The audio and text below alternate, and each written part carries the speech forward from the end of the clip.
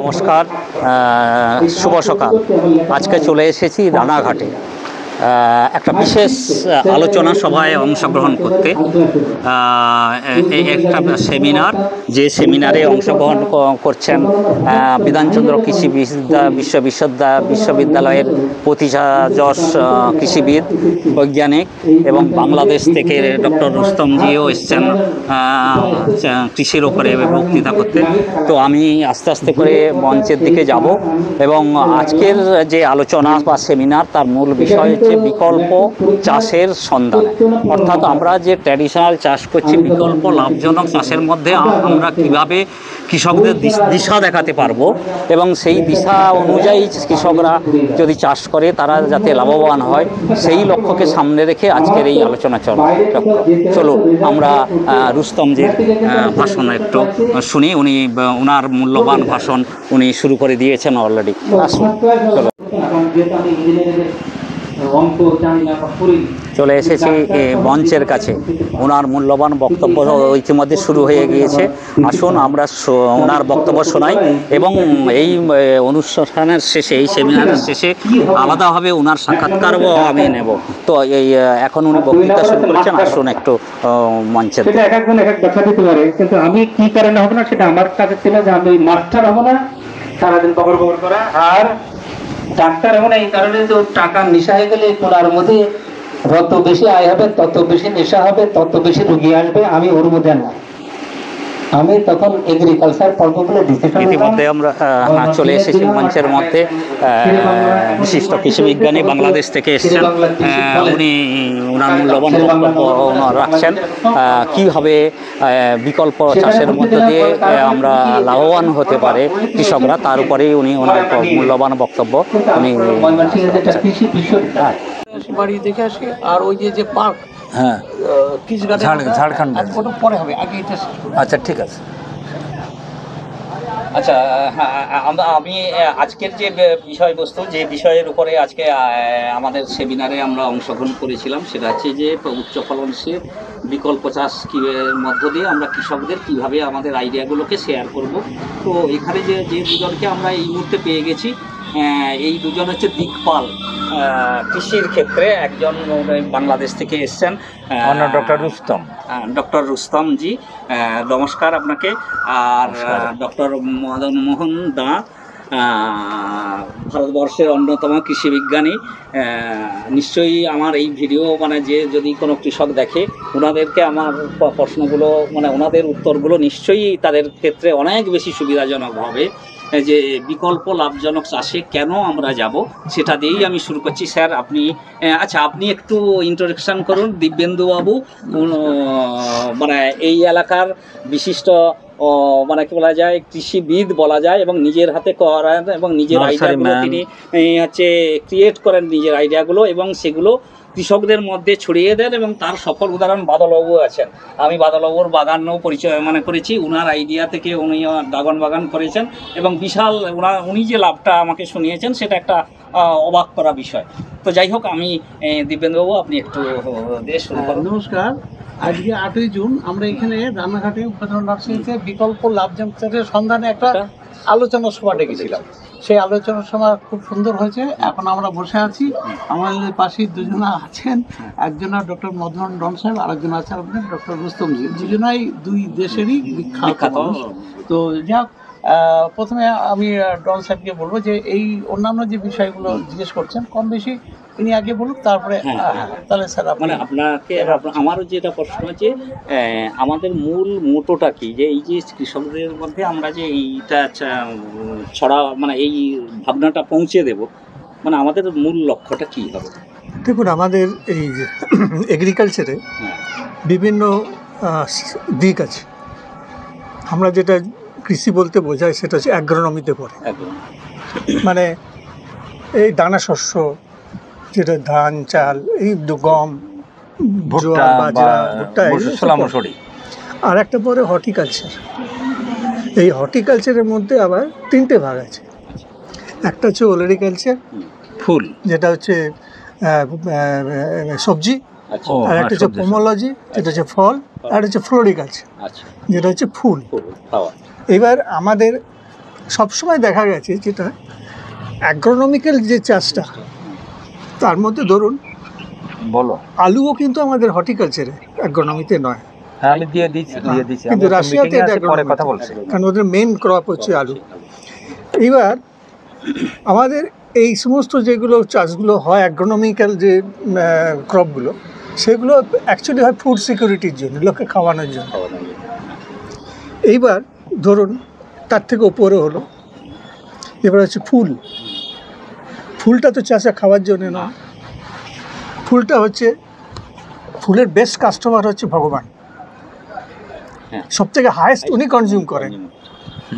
তারপরে house hold লাগে, আর আছে এখন বিয়ে বাড়িতে এখানে ওখানে, এবং কোনো গিফট দিতে গেলে যার কাছে ডিসপোজেবল ফান্ড আছে সে আরও একটা ইউনিক আমাকে একটা বুকে বানিয়ে দিন তো, মানে এখানে খরচার পয়সাটা এখানে ডিসপোজেবল ফান্ড আছে।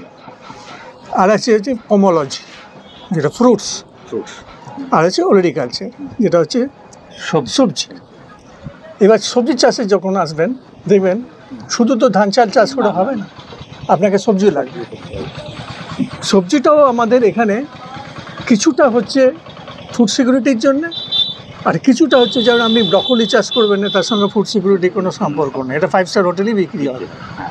যেমন পার্সলে, তারপরে নানা রকম যে সমস্ত আমাদের বিভিন্ন বিভিন্ন ইংলিশ আমরা ভেজিটেবল বলি, সেগুলো এসব স্টার হোটেলেই পাওয়া যায়, এবং তাতে বিরাট প্রফিট।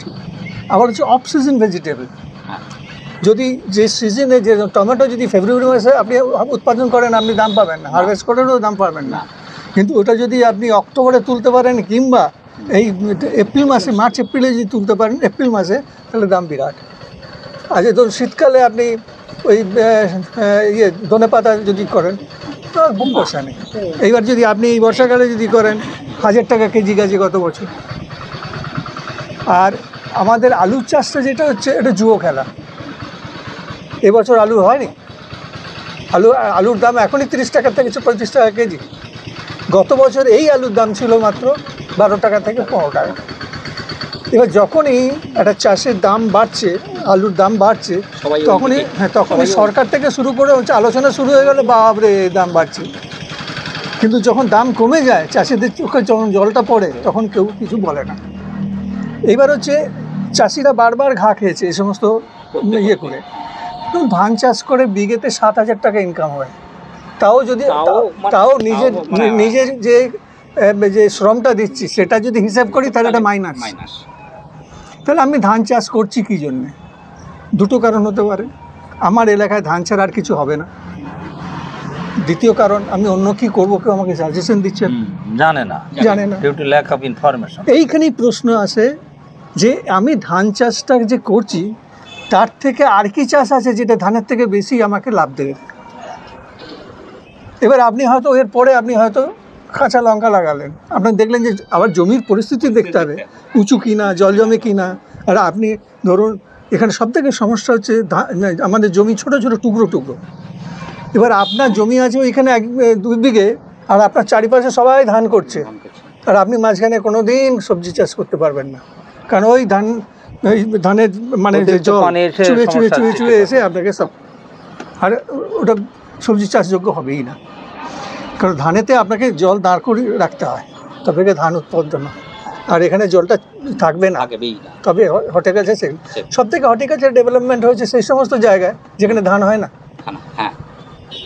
যেখানে ধান হয় না, জমি উর্বরযোগ্য মানে কি আপনি বেলে মাটি, ধান হয় না, কী হবে সেখানে? যেন কর্ণাটকে সব থেকে বেশি উন্নত হয়েছিল প্রথমে, ওখানে ইন্ডিয়াতে প্রথম হর্টিকালচার মিনিস্টার হয় কর্ণাটকে। মানে কর্ণাটকে যে হর্টিকালচার একটা ডিপার্টমেন্ট হয়, তার কারণ হচ্ছে ওখানে এই হর্টিকালচার ডিপার্টমেন্টটা বিরাট ব্যাপকতা লাভ করেছিল। যে জায়গায় মান্ডিয়া যেখানে ধান হয়, কিন্তু বাকি জায়গায় ধান হয় না, তাদের এই এগ্রিকালচারে, ফ্লোরিকালচারে, ফ্রুটসে এইদিকে চলে এসছে। এবার আমার জমিতে কি করা যেতে পারে আমাদের এই ওয়েদার কন্ডিশনে? আমি তো গোটা বিশ্ব নিয়ে ভাবতে পারি না, আমাদের এই ওয়েদার কন্ডিশনে কি ভালো হতে পারে। ধরুন আমি একটা রিসার্চ মানে কি ট্রায়াল করছিলাম 12 মাসি সজনে নিয়ে। এই 12 মাসি সজনেটা নিয়ে একটা কয়েক বছর আগে বিরাট একটা হিউ অ্যান্ড ক্রাই হলো এটা বিরাট প্রফিটেবল, অমুক করবো, হ্যান করবো, ত্যান করবো। আমি 3 বিঘেতে লাগিয়েছি প্রফিট করার জন্য না, মানে এক্সপেরিমেন্ট দেখা জাস্ট ট্রায়াল। যে এই লোকগুলো, এই যে চাষিরা যদি লাগায় তাদের ভবিষ্যৎটা কী হবে। আমি 2 বছর লাগি, 2 বছর দেখছি এটা ফেলিওর। এটা হবে সেইখানে যেখানে বৃষ্টিপাত কম হয়, শুকনো এরিয়া, মাটিতে জল বেশিক্ষণ থাকে না, এঁটেল মাটি নয়, সেই সমস্ত জায়গায় এই আপনার ওডেসি 3 বলুন, 12 মাসের সজনে বলুন, সেটা হবে। তা এইখানে না বলার জায়গায় থাকতে হবে একজনকে, যে আমি এটা চাষ করতে যাচ্ছি, করব না, করো না ভাই, ফেল আছে এটা।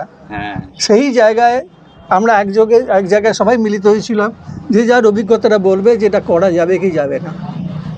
এবার হচ্ছে কেউ যদি বলে যে তাহলে সবাই কি এইরকম উন্নত জাতের সব লাগাবে, বাকি ধান চালকে বাকি কি আমরা ধান পাবো না? না, সেটা সম্ভব নয়, কোনো দিনই সম্ভব নয়। আজকে ধরুন 90% আপনার যা উৎপাদন মানে বিশ্বে, সেটা আসছে আপনার ভিয়েতনাম থেকে। তো ভিয়েতনামে চাল হচ্ছে না, ধান হচ্ছে না, ওদের জাতীয় ফলই হচ্ছে আপনার ড্রাগন ফ্রুট। তারা পুরো বিশ্বকে এক্সপোর্ট করছে। তা আমাদের এখানে সেই জন্য হচ্ছে আপনার বর্তমান পরিস্থিতিতে, আপনার বর্তমান মার্কেটে, আপনার বর্তমান জলবায়ুতে আপনি কি করতে পারেন। তো আজকে দেখা গেল যে অনেক কিছু প্রস্তাব উঠেছিল, যেমন ধরুন অ্যাসপারাগাস, ম্যাকাডেমিয়া নাট, তারপরে অ্যাভোকাডো, এগুলো সব কিছু আছে। এবার ধরুন অ্যাসপারাগাস আমার যত টাকা সন্দেহ হয় একটু ঠান্ডা টেম্পারেচারে ভালো হয়, আমরা যেটাকে শতমূলী বলি। আর এর এর এর এর শেলফ লাইফ হচ্ছে খুব কম, মানে ওকে হুক দিয়ে তুলতে হয়, মাটি থেকে তুলে 24 ঘন্টার মধ্যে এটা কনজিউম করে নিতে হয়। যে সমস্ত জিনিস 24 ঘন্টার মধ্যে কনজিউম করে নিতে হয়, নাহলে প্রসেস করতে হয়, সেইগুলো আমাদের এখানে এখন করলে চলবে না। কারণ যে চাষ করবে সে শুরু থেকে করবে, অল্প একটু করবে, সেই নিয়ে একটা ফ্যাক্টরিও বসতে পারবে না। আর যেমন ম্যাকাডেমিয়া নাট, আমি যত এর হিস্ট্রি বেশি জানি না আমি ম্যাকাডেমিয়া নাটে, কিন্তু এটা সব জায়গায় যেখানে দেখছি, ছবিগুলো দেখছি, ঘটনা দেখছি, সেই সমস্ত এরিয়ায় হচ্ছে যেখানে পাহাড়ি এরিয়া। তার মানে এর জলবায়ু পাহাড়ি এরিয়াতে সবসময় দিনের বেলা হাই টেম্পারেচার থাকলেও রাতে টেম্পারেচার কমে যায়। এই দিন রাতে যে টেম্পারেচার কমা বাড়া, সেটা নিয়ে আমি একটা এক্সাম্পল দিচ্ছিলাম, যে দিল্লিতে এক সময় এই 1994 সালে, এ সময় প্রায় 10 কোটি টাকা ইনভেস্ট করে 4 হেক্টর করে প্রজেক্ট এসেছিল। কারণ 4 হেক্টর চাষ না করলে 500 কেজি হবে না, এই ফুল হবে না, সেটা তাহলে এক্সপোর্ট করতে গেলে বেশি ফ্রেট কস্ট লেগে যাবে। সেই হিসাবে ওই 4 হেক্টর করে গোলাপের মানে গ্রিন হাউস করে ইসরায়েলি সিস্টেমে আর কি সব করা হয়েছিল। এবং গভর্নমেন্ট অফ ইন্ডিয়া থেকেও বিরাট টিম পাঠিয়েছিল ইসরায়েলে দেখে আসতে। সেই টিমে আমি ছিলাম। সেখানে গিয়ে দেখলাম না, তখন টেম্পারেচার বাইরে 38 দিনের বেলায়, রাতে যখন বেরিয়েছি আমি হোটেল থেকে, আমাকে কোট পরতে হচ্ছে। 18 ডিগ্রি সেন্টিগ্রেড, 18 ডিগ্রি সেন্টিগ্রেড, মানে বাইরে বালি, বালিতে আপেক্ষিক তাপমাত্রা যেটা আছে, মানে তাড়াতাড়ি গরম হয়, তাড়াতাড়ি ঠান্ডা হয়, ধরে রাখতে পারে। যেটা জল কিন্তু তাড়াতাড়ি ঠান্ডা হয় না, তাড়াতাড়ি গরমও হয় না। তো এই সব জিনিসগুলো কিন্তু বিচার করা হয়নি। কোটি কোটি টাকা ইনভেস্ট করা হয়েছে, কিন্তু সেখানকার জলবায়ুটা একবার মানে বিচার করে দেখলো না যে ওখানে কেন সাকসেস হয়েছে, আমাদের এখানে হবে কি হবে না। কোনো এক্সপার্ট সাজেশন নিল না, কারণ আমাদের এক্সপার্ট নেই তো তখন।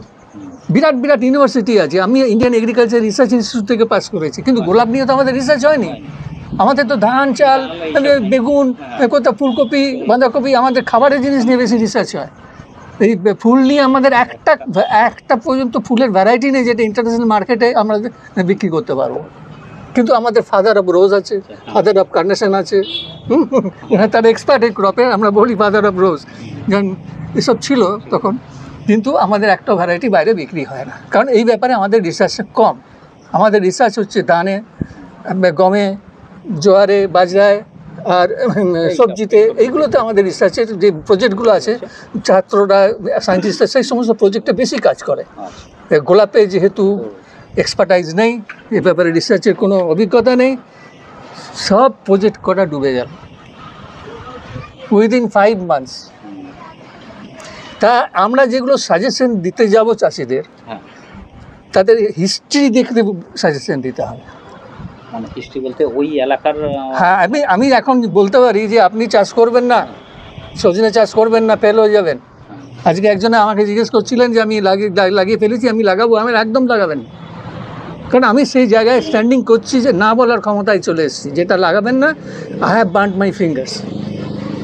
মানে আমি এটাকে সাজেশন দিচ্ছি না। কিন্তু আমি যেটা বাংলাদেশের আমি প্রচুর মানে ভিডিও দেখি, মানে ওই একজনের হলে ওটা গাবিয়ে বেড়ায়। আমি জানি না, এখানেও আছে, পাশে একজন আছে। হ্যাঁ, দেখছি যে এই মানে শুনুন, প্রচুর পরিমাণে আমি বলি, এটা হচ্ছে ওটা হচ্ছে যারা মানে 10টা গাছে, 10টা গাছ দিয়ে 100টা ইউটিউব হয়, হ্যাঁ হ্যাঁ হ্যাঁ হ্যাঁ হ্যাঁ, বুঝেছেন তো? হুম, এখন 10টা গাছ থেকে একজনের চাষ করেছে 1 বছর ড্রাগন, দেখুন, সে সেই বছরই 100টা ইউটিউব ছেড়ে দিয়েছে, তারপরে বছর আরও 200টা ছেড়ে দিয়েছে, তারপরে দেখি আবার কমে যাচ্ছে, কারণ লোকে তাকে বিশ্বাস করতে শুরু করছে। তারপরে দেখি একদম বন্ধই হয়ে গেল। কারণ হচ্ছে আপনার এই কিছুদিন আগে একজনে লিখেছে যে এই গরমে জল দিন, গাছে জল দিন ভালো করে। তার চাষ হচ্ছে শুধু কয়েকটা গাছ লাগিয়েছে বাড়ির বেড়াতে, হ্যাঁ, সেই ইউটিউবে বলছে এই গরমে জল দিন। ওভার ওয়াটারিংয়ে তো মানে গাছের এই পুরো না ফুলে যাবে। না, ড্রাগনের গাছটা হচ্ছে কি, আমাদের গরমে সব থেকে বেশি ক্ষতি হয় ড্রাগন গাছের। ড্রাগন গাছটা এমন জিনিস, ড্রাগন পুরো গাছটাই হচ্ছে ওয়াটার ট্যাঙ্ক। আচ্ছা, হ্যাঁ, ভেতরে পাটকাঠির মতো ওর একটা দণ্ড আছে, যেটা জাইলেম ফ্লোয়েম, সেটা ওইটাতেই অবস্থান করে। বাকি জল ও প্রাকৃতিকভাবে যখন জল থাকে না, তখন ওর ভেতরে যে জলটা রেখে দেয় ট্যাঙ্ক থেকে, সেইটা তখন গাছকে বাঁচিয়ে রাখে। আর যখন আবার আবার বৃষ্টি পড়ে তখন আবার শোষণ করে সেখানে আসে। ওই যখন গরমটা পড়ে, মানে একদিনে ক্ষতি হয়, পরে কথা বলবো না আমি। একদিনে এই ক্ষতিটা হয়ে যাবে। সেদিন টেম্পারেচার ছিল 47, হুম, নাইট টেম্পারেচার ছিল 35, মানে এত গরম রাত্রের বেলা, লু বইছে। পরের দিন সকালে ফার্ম থেকে আমাকে খবর দিল, এ ব্লকটা যেখানে জল দেওয়া হয়েছিল, বলে পুরো মানে ইয়েগুলো যেখানটা টাকের মতো থাকে মাথাগুলো সব পচে গিয়ে যাওয়ার মতো নরম হয়ে গেছে। এটা হচ্ছে ফিজিওলজিক্যাল ডিসঅর্ডার। এ তখনও পচেনি, কারণ এক রাতে পচতে পারে না। এ হয়েছে কি, টেন্ডেন্সি আছে এই গাছটার নিজের প্রয়োজনের অতিরিক্ত যে সেল সাইজের থেকেও বেশি জল ও সেলে ঢোকানোর চেষ্টা করে গরম থেকে বাঁচানোর জন্য, দিয়ে সেলগুলো সব ফেটে যায়। ফেটে যাওয়ার পরে ওটা নরম হয়ে গেল, তারপরে তো অ্যাটাক করবেই ব্যাকটেরিয়া পড়ে। এবার আমি সকলকে ফোন করতে শুরু করলাম, ভাই তোমার গাছ কেমন আছে? বলে স্যার, যে দিকটা জল দিতে পারিনি সেদিকটা ভালো আছে। গুজরাটের এবার ইউটিউবগুলো খুললাম, ওখানে কয়েকটা ইউটিউবার ভালো আছে যারা নিজে চাষ করে, নিজে ইউটিউব, তারা বললো একদম জল দেবেন না। আমিও এই বছরে পার পেয়েছি কিছুটা, জল দিইনি, কিন্তু মাঝখানে একদিন বৃষ্টি হয়ে গেল, দিয়ে আবার টেম্পারেচার বেড়ে গেল। তা সেই জন্য আমি এখন কিছুটা অন্য দিকে ট্রায়াল করছি। একটা গাছেতে গ্লিসেরিডিয়া গাছ, একটা গাছ আছে যেটা লিগুমিনাস ক্রপ। বাতাসে আমাদের তো অনেক পার্সেন্টেজ অফ নাইট্রোজেন আছে, যেটা ইউরিয়াতেও নেই। সেই বাতাস থেকে নিচ্ছে আর শেকড় দিয়ে মাটিতে ছড়াচ্ছে। সেটা হচ্ছে লিগুমিনাস ক্রপ। এটা হচ্ছে লিগুমিনাস ট্রি, বহু বর্ষজীবী, ধীরে ধীরে মোটাও হয়। আমার কাছে 20 বছরের এরকম মোটা হয়েছে। ওটা আমি লাগাতাম, যেমন ভ্যানিলা চাষ যেটা করে কেরলে, ওর নিচে করে, ওর শেডে। এর সুবিধা হচ্ছে কি, পাতা যত মাটিতে পড়বে তত আপনার মাটি উর্বর হবে। আর এ হচ্ছে রোডেন্টিসাইড, ইঁদুর থাকবে না ওই এলাকায়। এবং আমার ইয়েতে এখন আমি করেছি, আমি ছবিতে দেখাতে পারি, ওই গ্লিসেরিয়া গাছে যদি আমি করি এবং এটা 4 ফুট হলো চপ আপ করে দিলাম, দিয়ে মাথা থেকে অনেকগুলো ডাল বেরোবে, সেইগুলো প্রয়োজন মতো কেটে ছেটে গাছটাকে রাখা, আর তাতেই গাছগুলো উঠবে। 4টে গাছ উঠে গেল, আমার সিমেন্টের পিলার লাগলো না ওইটাই। তবে প্রথম বছর একটা বাঁশ দিতে হবে, কারণ অতটা শক্তিও থাকে না। এইবার ওখান থেকে গিয়ে আবার নিজের শেপ নেবে, গোলভাবে ঝুলবে। এবং আমার দেখা গেছে, আমার ফার্মে করেছি, একটা ট্রায়াল চলছে, এবং নেক্সট আমার যত প্রোডাকশন হবে এখন এই সিস্টেমই হবে। ওতে ফুল আর্লি এসছে, কারণ ও সান যে স্কর্চিংটা ওদের হয়নি, সেই জন্য ও হেলদি ছিল, ফুলটা আগে এসছে। এটা খুব ভালো রেজাল্ট। এখন আমার মনে হয় বাংলাদেশে অনেকে বীজ নিয়ে যাচ্ছে এখান থেকে, ইন্ডিয়া থেকে, তারা ওই পদ্ধতিটা ফলো করবে। খুব ভালো। ওই গাছটা বীজ মানে যে হ্যাঁ, গ্লিসেরিয়া গাছের বীজ খুঁটিটা খুঁটির হ্যাঁ। সঙ্গে তাজা খুঁটি। আচ্ছা, আমার কথা যে আরেকটা যে বিষয় যেটা একটু আপনার কাছে জানা গিয়েছে যে সরকারি স্তরে কিভাবে কোনো আমাদের তো প্রতিটা ব্লকে বোধহয় হর্টিকালচার ডিপার্টমেন্ট আছে। এইটা হচ্ছে কিভাবে চাষ করতে গ্লিসেরিয়া গাছে। আচ্ছা,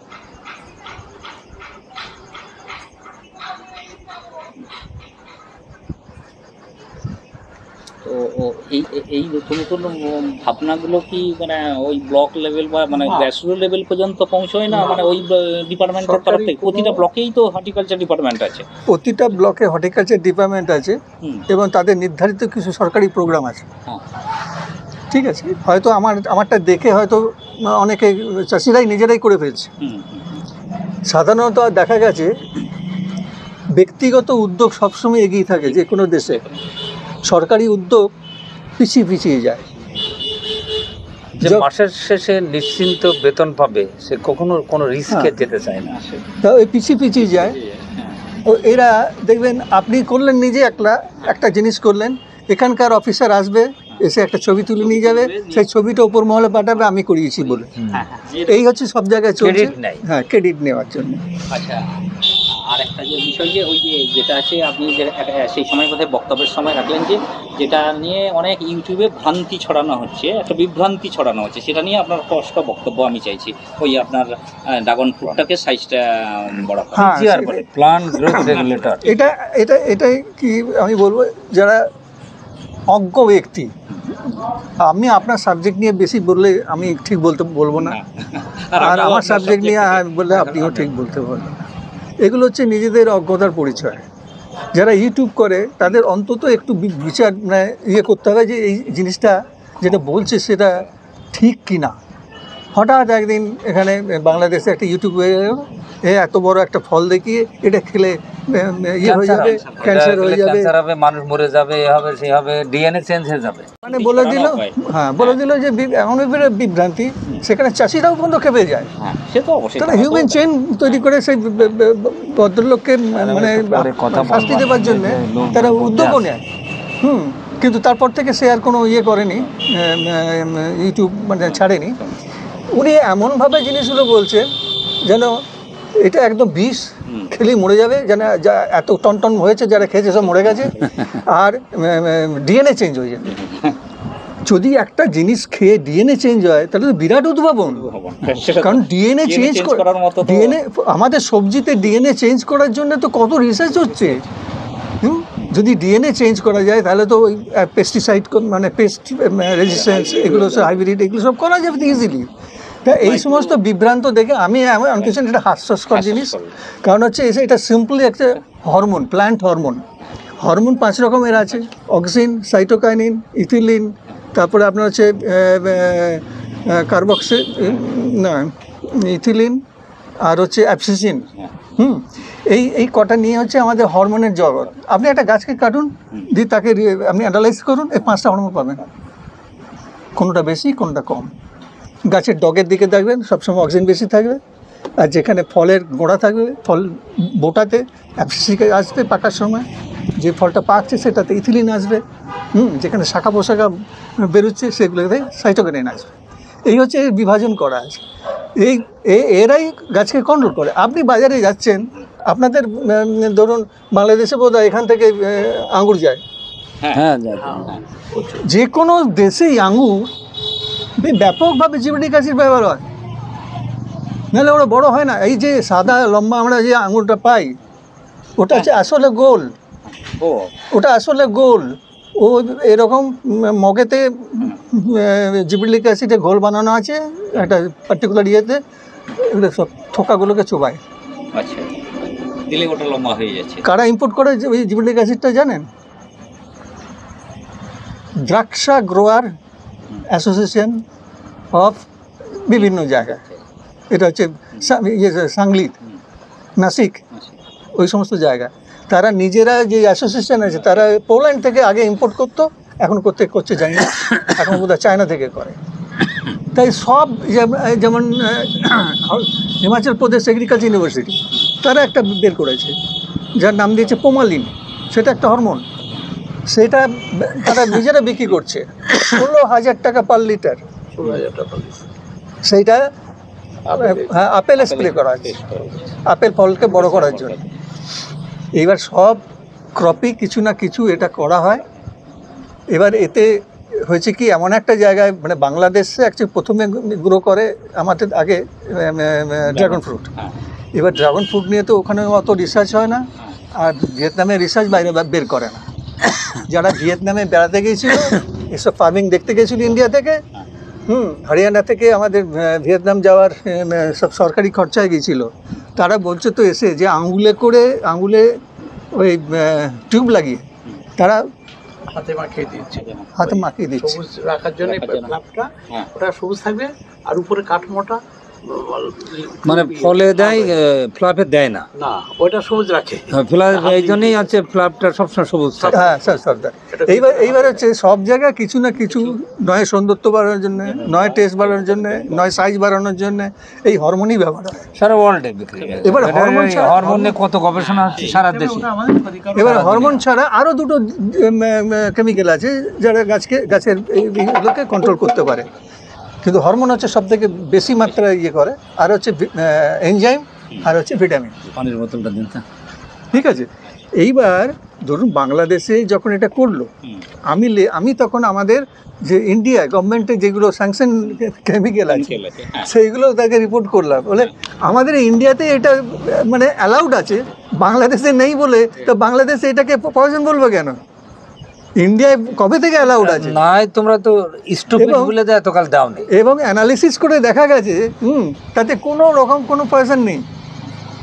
বাংলাদেশের ওরা অ্যানালিসিস করে দেখেছে কোনো পয়জন নেই, কিন্তু হচ্ছে কি ফলটা যেহেতু একদিকে লাল আর একদিকে সবুজ হচ্ছে, কারণটা শীতকালে কারণটা হচ্ছে কি, অক্সিজেন হচ্ছে ফটোল্যাবাইল, মানে যেখানে আলো পড়ে অক্সিজেন সেখানে নষ্ট হয়ে যায়। এইবার ধরুন এখানে রৌদ্র পড়েছে, এখানে অক্সিজেনটা নষ্ট হয়ে গেছে, ওটা পেকে গেছে, ওখানে লাল রঙ হয়ে গেছে, আর নিচের দিকটা সবুজ থেকে যাচ্ছে।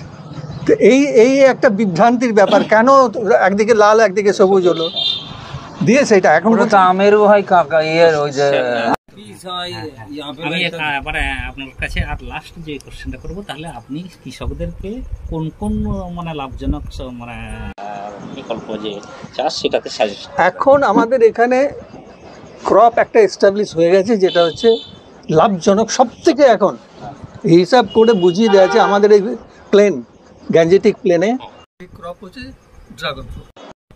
ড্রাগন ফ্রুট করুন, বড় করে করুন, যাতে আপনার প্রোডাকশনটা এমন বেশি হয় যেন একটা যারা, কারণ আমাদের প্রোডাক্ট নিয়ে তো কারো সংসার চলছে, তারা বিক্রি করছে, হোলসেলার আছে, রিটেলার আছে, অনেকের চেন একটা মানে এমপ্লয়মেন্ট চেন তৈরি হয়ে গেছে অলরেডি। তারা ফার্মে যাচ্ছে গাড়ি নিয়ে, টাটা এস নিয়ে যায়, এবার তাদের যদি 500 কেজি কি 1 কুইন্টাল 1 টন মানলা দিতে পারি, সে গাড়ি নিয়ে, তখন আমাকে ওই ঝুড়ি করে কি মার্কেটে যেতে হবে। সেই জন্য যা করবেন বড় করে করবেন, তাহলে মার্কেটিং করতে সুবিধা। আর এখন ড্রাগনটাই করা আমি সাজেশন দিচ্ছি, কারণ পার্টিকুলারলি এই ব্যাপারে অভিজ্ঞতা আমাদের অনেক চাষির হয়ে গেছে, গিয়ে দেখা যাচ্ছে যে হ্যাঁ ড্রাগন চলছে, ড্রাগনের মার্কেটে রয়েছে। এখন 1% তো হয়তো আমাদের লোকে ড্রাগন খায়নি, এবার ধীরে ধীরে যখন খেতে শিখবে, 10-20% লোকে যখন খাবে তখন হিউজ কোয়ান্টিটি লাগবে, সাপ্লাই দেওয়া যাবে। অন্তত পক্ষে আমি মানে কি মানে আমি যে জায়গায় থাকি মানে প্রায় প্রতিটা মানে মলে তো থাকেই, এমনি ফলের দোকানেও চলে আসছে এখন ভর্তি ছড়ি ভর্তি মানে আস্তে আস্তে মানুষের, কিন্তু বোধহয় অতটা আমরা মানে আমাদের যা প্রয়োজন আছে সেটা আমরা বোধহয় উৎপাদন করতে পারি না। একটু লোকের সচেতন হলে, যখন আপনি তো ফলটা পাচ্ছেন আমাদের এখানে মাত্র অক্টোবর মাস পর্যন্ত, এতদিন বাজারে যে ফলটা এলো সবই তো ভিয়েতনাম থেকে, এখনো ভিয়েতনাম আছে। তো ভিয়েতনামে ফলটা হচ্ছে বাজে ফল, কারণ ওরা ওই ট্রান্সপোর্টেই আসে 21 দিন লাগে, 3 সপ্তাহ বাই শিপে আসে, আর ওরা সাদাটাই বেশি করে, আর ভেতরটা সাদাটা বেশি করে, কারণ সাদাটা হচ্ছে ট্রান্সপোর্টে একটু ইজি, আর রেটটা নষ্ট হয়ে যায়, এই জন্য রেটটা আর করতে চায় না। ড্রাগনের মধ্যে তো বোধহয় 300 উপরে প্রজাতি আছে, আপনি কোনটাকে সাজেস্ট? না আমি বলি ভ্যারাইটি প্রত্যেক বছরই বেরোচ্ছে। আমাদের ইউটিউব থেকে এই দিক থেকে ওদিক থেকে যারা যে 150-এর উপর ভ্যারাইটি আছে, কিন্তু প্রত্যেক বছরই তো হাইব্রিড হচ্ছে। ভ্যালু সবগুলো সমান না, যেটা প্রোডাকশন। তবে কি আমি সাজেশন দেবো যে ভ্যারাইটি, ধরুন আপনি যদি 5 বিঘেতে চাষ করেন, দুটোর বেশি ভ্যারাইটি করা উচিত নয়। সিঙ্গেল ভ্যারাইটি হলে আরও ভালো হয়, কারণ হচ্ছে আপনার ফলগুলো যেগুলো আসবে একই শেপ একই সাইজ এরকম হলে আপনার লুকটা ভালো হয়। Marketing, packeting. কিন্তু আমি এখানে যারা 5-6 জন যারা আছে গ্রোয়ার ছিল, মানে যারা আছে আমরা বেশ লার্জ শেপে করেছে, তাদেরকে জিজ্ঞাসা করছিলাম যে কোন প্রজাতি, বলছে আমরা 7-8টা প্রজাতি একসঙ্গেই চাষ করছি। মানে সেটা হয়তো কারণ এখনো পর্যন্ত অনুসন্ধান চালাচ্ছে কোন ভ্যারাইটিটা অনেকে জাতের নাম জানেও না, জানে না, মানে ওই কনফিউশন। এই একই জিনিসের বলছে একজন আর একজন বলছে আরেকটা। ওই ফেন্সিংটা করেছি মোরক্কান দিয়ে, মাঝে আর অন্য মানে এইসব লাগিয়েছি, সিয়াম ভ্যারাইটি, সিয়াম রেড লাগিয়েছি হিসেবে নিতে পারি না। আমাদের উদাহরণ কোথায় হয়? বিদ্যাসাগর উদাহরণ হয়, কিন্তু একটা গুন্ডার উদাহরণ হয় না। সাকসেসফুল হয়েছে সেটা যদি বিচার করি। আবার আমাদের স্যারের বাগানে 14 রকম ভ্যারাইটি আছে স্যারের বাগানে। সেখানে আরেকটা নতুন দেখলাম যে এটা অসাধারণ টেস্ট, আর ওটা তো 12 মাস হয়। পালোরা গোল্ড। ওটা হচ্ছে আলাদা স্পিসিস, ওটা হচ্ছে মেগালান্থা স্পিসিস। এখনো মানে ওর কি চারা অ্যাভেলেবল আছে? আমার কাছে আছে, আপনার কাছে? আমার কাছে ও নিজের শেকড়ে আবার বেশি বাড়ে না। আচ্ছা, ওকে গ্রাফটিং করতে হয় অন্য গার্ডেনে। এটা আবার দুটো আছে, একটা বড় সাইজ, একটা ছোট। এবার আমি আমাদের মানে রুস্তম স্যারের কাছে আসবো। ওনার মানে আমি একটু বাংলাদেশের একটু এগ্রিকালচার নিয়ে প্রথমে উনি একটু আমি শুনতে চাই, কারণ আমি অ্যাকচুয়াল মানে প্রচুর আমি দেখি মানে আপনাদের বাংলাদেশের এই কৃষিগুলো মানে কী ক্রপ আছে মানে দেখছে, এবং সেখানে আমি দেখলাম যে বোধহয় আমাদের থেকেও মানে অনেক সময় মনে হয় যে আমাদের থেকেও বোধহয় বাংলাদেশের কৃষি অনেকটা এগিয়ে আছে। মানে এটা আমার ব্যক্তিগত ধারণা, এটা নাও মানে হতে পারে। একটু ভাগ করে দিচ্ছি, ওনার অনেক রকমের কাজ আছে, অনেক রকমের। তার মধ্যে ধরুন ওই মুরগির হাঁচারি। আমি বলবো যে ওনাদের কর্মকাণ্ড যেটা দেখেছি, যে যেমন ওনাদের দিশন একটা কোম্পানি আছে, সেই কোম্পানিতে ওরা কি করে, ধরুন কারো 500 বিঘা জমি আছে, টোটাল কন্ট্রাক্ট নিয়ে নিল যে আমরা 500 বিঘা জমি আপনাকে ডাউন ফাল লাগিয়ে দেবো, আমরা পিলার প্রতি এত টাকা কিংবা একর প্রতি এত টাকা। এইভাবে সুন্দর ওরা সারা বাংলাদেশ ওই প্রজেক্টটা তৈরি করে। সেইগুলো আমি ঘুরে ঘুরে দেখেছি। সেইখানে দেখেছি একজনের, সেই নজরুল ভাই যেটা দেখে 180 বিঘা, সে যখন যেখানটায় গাড়ি লোড আনলোড হয়, বিরাট এরিয়া নিয়ে একদম পরিকাঠামো রয়েছে। এই কাণ্ডগুলো ওরা করেছে। বইটা বিষয়ে একটু বাংলাদেশের ফসল আমি হচ্ছে যেহেতু আমার চ্যানেলে কিন্তু 20% বাংলাদেশের মানে আমি যেহেতু হায়ার স্টাডিজ করেছিলাম জাপানে 1993 থেকে 99 পর্যন্ত পিএইচডি করি, মাঝে 6 মাস দেশে ফিরে যে এসে আবার 2 বছর পোস্টডক করি। তো জাপানের এগ্রিকালচারের সঙ্গে যদি বাংলাদেশের এগ্রিকালচার তুলনা করি, তাহলে একটা হাতির সঙ্গে একটা ইঁদুরের আর কি তুলনা হবে। মানে ওরা এত আকাশ, ওদের জানেন না 50-60 বছর আগে থেকে ধান চাষ সীমিত করে রেখেছে। 12-13 কোটি লোক, কিন্তু মাত্র 8.5 মিলিয়ন টন ধান তৈরি করতে দেয়। কারণ ধান বেশি তৈরি করে লাভ কি? ওটা বিদেশে এক্সপোর্ট করতে গেলে খরচের তুলনায় কম দাম পাবে। তার থেকে বরং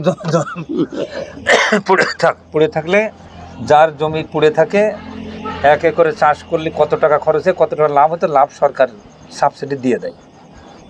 তো ওদের এগ্রিকালচারটা হচ্ছে বাণিজ্যিক কৃষি। মাত্র 3.5 থেকে কমে এখন মানে 2.5 না 3% লোক করে। যে দেশে যত বেশি লোক এগ্রিকালচার করে, সেই দেশটা তত গরিব।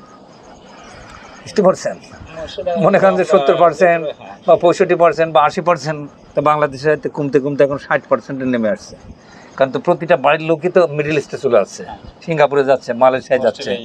তা এই সমস্ত একটা কারণ যে বাংলাদেশের লোক আর কি যে এত দেশে থাকছে, ওরা ফিরে এসে নতুন জিনিস সেটা আমি দেখি। আমি অ্যাডাপ্টেশন। আমি যদি জাপানে না যেতাম, আমার টাকা হতো না, আমি সাহস করে পোল্ট্রি হ্যাচারও করতাম না, চাকরি ছেড়েও দিতে পারতাম না।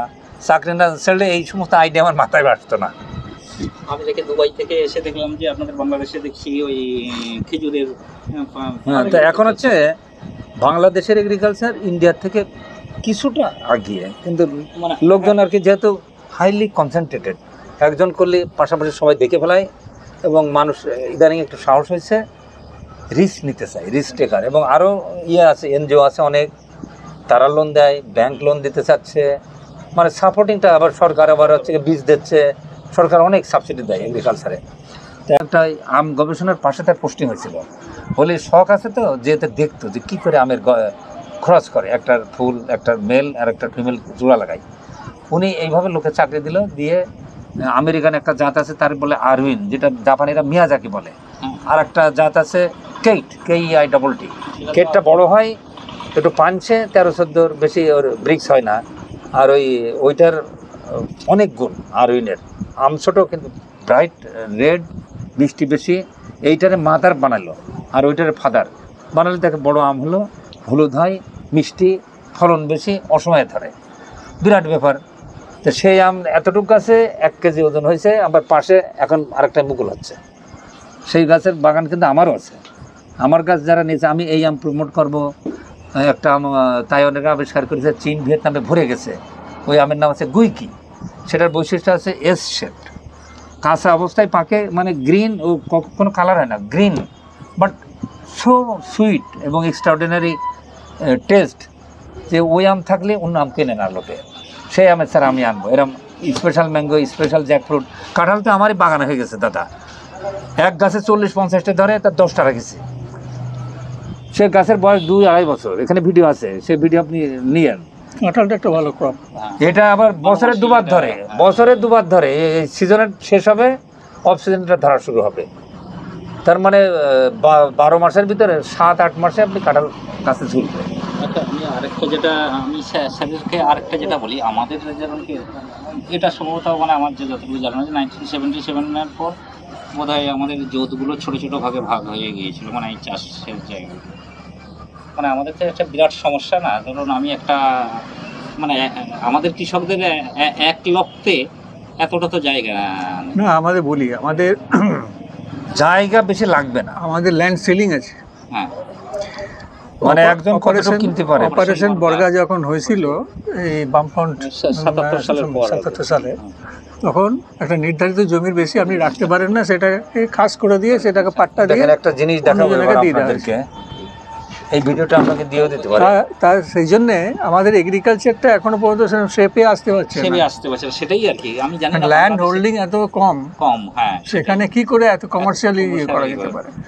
ল্যান্ড হোল্ডিং কম বলেই এখন গ্রাম থেকে ছেলেরা বেরিয়ে চলে যাচ্ছে অন্য জায়গায় শহরে কাজ করতে। এক্সোডাস অফ ইয়ুথ, মানে এটা তার একটা মেন কারণ। কারণ মিনিমাম 60 বিঘে না থাকলে একটা ওই টিউবওয়েল চালানো, সাবমার্সিবল পাম্প যেটা আছে, 60 বিঘে অন্তত জমিতে চাষ করে।